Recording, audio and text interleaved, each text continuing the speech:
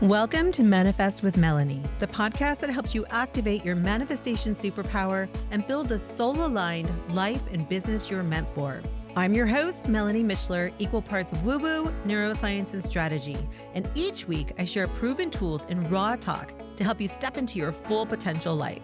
Are you ready? Let's go. Hello, love. Welcome back to the podcast. Happy Thursday. So this week, I just finished my masterclass, my live masterclass, which was Aligned Identity Shift. And man, it was a really powerful 2 days. We went really deep into the subconscious identities that we've been living from and what it actually takes to shift into the version of you who already has everything that she desires, whether it's financial freedom, that soul-aligned business that's making an impact in the world. Maybe it's deeper love or vibrant health. And here's what I love. Every single woman who was on the masterclass said that they know there's more inside of them, whether it's more power, more possibility, that they have more to be expressed and lived. And if you're listening to this podcast, then I'm guessing you probably feel that way too. And at some level, we'll always kind of feel a sense of that because there never gets to a place in our life where we've manifested all the things that we desire, and we just live happily ever after without any more desires, right? We're always kind of evolving into the next version of ourselves. So today, I want to talk about the sneaky identities that might be running your life without you even realizing it. And then some of the powerful identities that you could choose instead. And let me ask you, do you feel like you're currently showing up as your full potential self? Or are you showing up as like the hot mess or the martyr or the settler? And I'll explain all those in a little bit, but whatever identity you're aligned with, that's what's creating the results in your life. Whether you like it or not, that's just kind of what's running the show. Because here's the thing, you don't manifest from your desires. We manifest from our identity. You can want all the love, all the money, all the confidence, but if you're walking around with an energetic identity that says things like, I'm behind, or I'm too much, or I can't trust myself, then that's the frequency, that's the vibration that you're recalibrating to all the time. It's kind of like a thermostat. I gave that example during the masterclass. You might say you want 80 degrees of ease and abundance, but if your self-concept is set to 68, then things are just going to keep recalibrating there because no matter how hard you hustle, no matter how many affirmations you tape to your mirror, that's where your thermostat's set, and that's where we keep recalibrating to. So let me give you some examples of these unconscious identities. But before I do, I want you to actually kind of settle into your body. I want you to feel how these land for you physically, because these identities, they're not just mental. They live in our nervous systems. They live in our posture, in our patterns, and really in our vibration. And honestly, it's usually easier to point these out on other people. Like I can tell you in 5 seconds the identity that my mom is operating from, right? And don't worry, I won't tell you, but I could. And she doesn't listen to this podcast, so she probably wouldn't even know. But anyway, I digress. The thing is that often we can look out there and we can see what other women are doing, other women in our life, and we can spot these identities so quickly. But they can be a little sneakier when we're looking at ourselves. So I want you to just kind of feel these in your body. I'm going to actually read these. And as I go through each one, see if any of this resonates. Like if you have a little twinge or a clench or a gut punch or maybe even a full body, like, yes, I totally am that.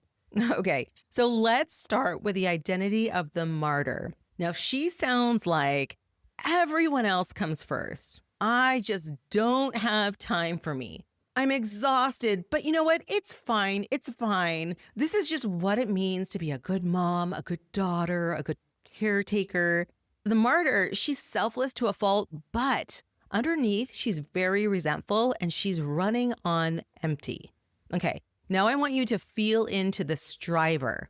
And her energy says, if I just do more, if I achieve more, if I prove more, if I succeed harder, then I'll finally feel like enough. And for her, it's like one more certification, one more win, one more notch on the belt, and then I can rest. But here's the thing with her. The truth is, she never does rest. She never gets to, because enough is a moving target and she'll never hit it. Okay, now I want you to drop into the hot mess. And yeah, we probably all know her, especially if you're a mom. But anyway, her energy is, I'm doing the best I can. I just can't seem to get it together. I'm always behind. The hot mess, she's overwhelmed, she's scattered, and she probably cracks jokes to just like kind of cover up the shame.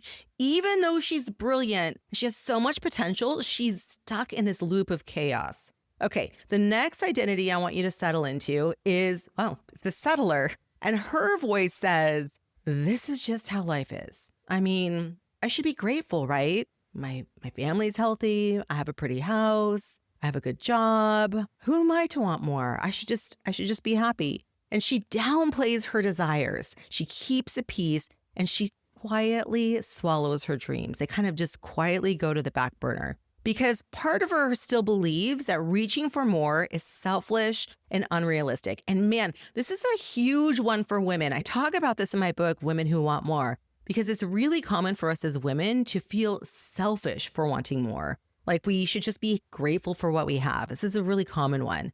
Okay, and then the last one I want you to settle into is the survivor. Now, this one runs really deep, and her energy is, I've been through so much.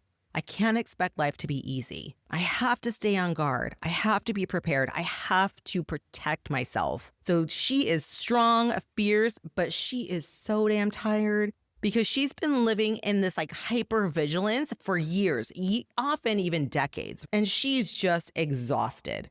So those are just a few examples of some of the unconscious identities that we kind of walk around with, live in all the time.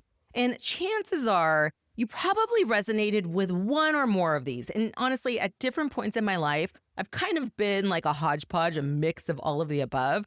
But here's the deal. There is no shame in any of these, because the identities got you here. They got you here where you are currently, but they're not going to take you to your next level. They're not going to take you to your full potential. And honestly, none of these are your truth. None of them are who you are at your core. They're just kind of states of being. They're states of emotional being that we've been rehearsing over and over and over. And they're identities that we've learned.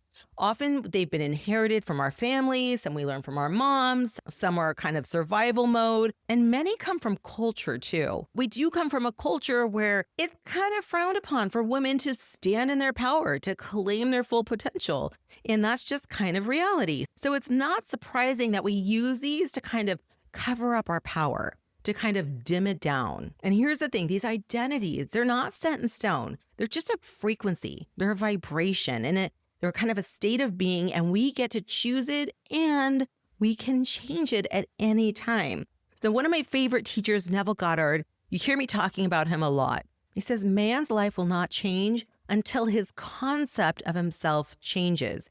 And I see this all the time with the women I work with. They're smart, they're powerful women who've built beautiful lives on paper, but inside they're stuck in a loop, like a loop of proving, of pleasing, of feeling like there's something more that they just can't reach. And what I always say is, of course you feel that way, because we haven't given ourselves the space or the permission to really open up and stand in our full power. Your full potential self, she's not some fantasy version of you. You don't get there when you lose 10 pounds or have a bigger bank account. She's here now. She's just buried under old programming, and we have to connect with her now. So let's play a little, because you know I'm very somatic and I always like to bring this back to the body.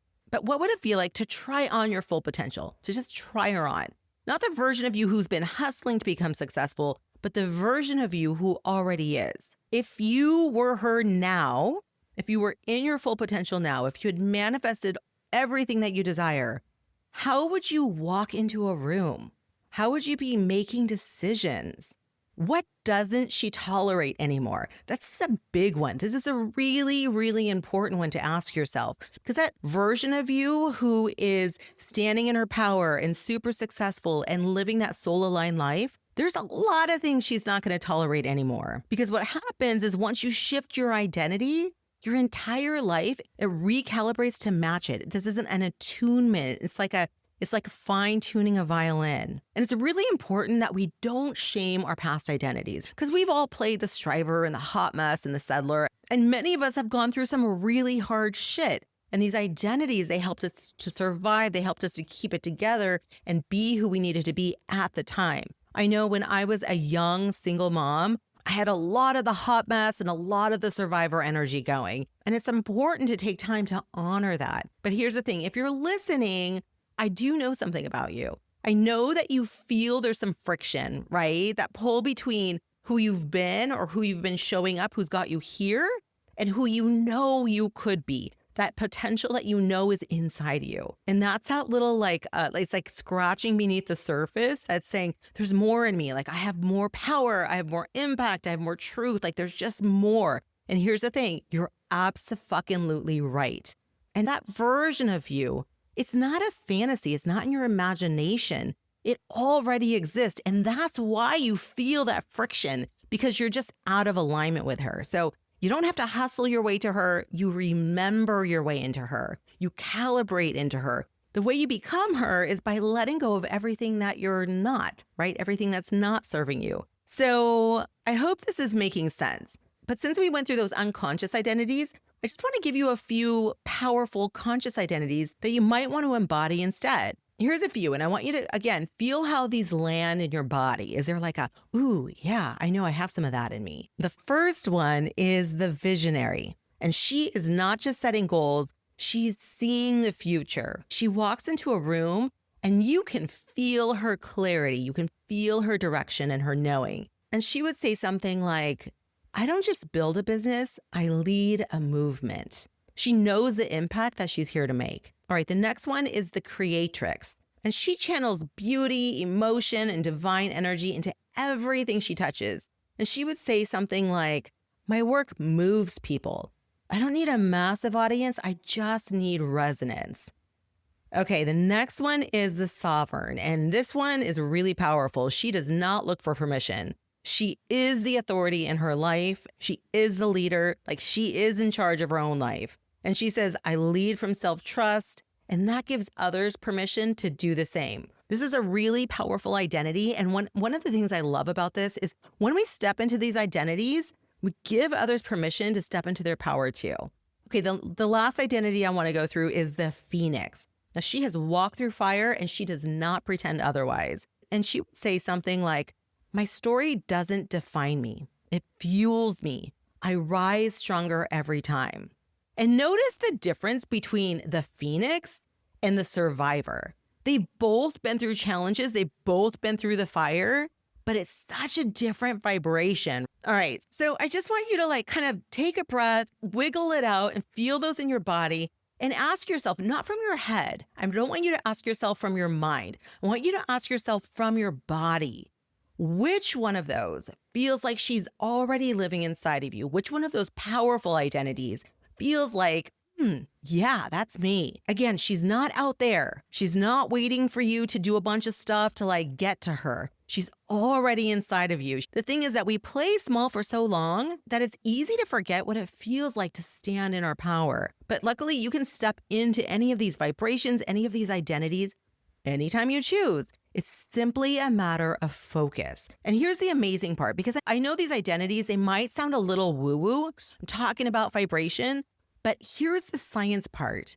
Your brain and your body, they literally do not know the difference between when you're rehearsing something or when you're imagining something and reality. And this is really, really powerful because it means that we can step into our highest self identity, not by thinking about her, but by living from her. When we do that, reality bends to meet you because you shift your frequency, not in a woo-woo, wishful thinking kind of way, but in a very real, embodied nervous system kind of way. It literally changes the wiring in our brain. It changes what we're able to perceive. It changes so much stuff. And then when that happens, all kinds of magical shit starts to happen. That's when people start saying, something's really different about you. And when opportunities and random connections and clarity, they just begin to flow. And it's not because you've chased them. It's because you become the woman who naturally attracts them. It's really when life gets magical. And it's important to know that this isn't a state we get to and then like never vacillate or never go back to any of those unconscious identities again. It's kind of like a fine tuning. It's where we're coming in and out of alignment, where we're coming into our power and then getting thrown off course by a shitty driver who cuts us off or by an unexpected bill, right? So we come in and out of alignment all the time. All right, love, before we go, if this hit home, I want to hear from you. I would love for you to send me a DM or message me on Facebook and just tell me, do you feel like you have more power inside of you, more power than you're actually accessing right now? Do you feel like you have more potential living inside of you, more that's ready to be born? And I want to know, is this a yes? Because honestly, I believe we all do. And I think it's time for all of us to just stop playing small and step into our fucking power. You don't have to hustle to get there.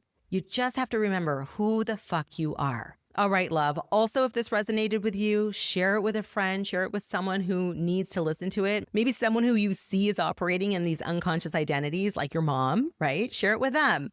All right, friend, thank you so much for being here with me this week. And until next time, keep manifesting an epic life. Bye, love.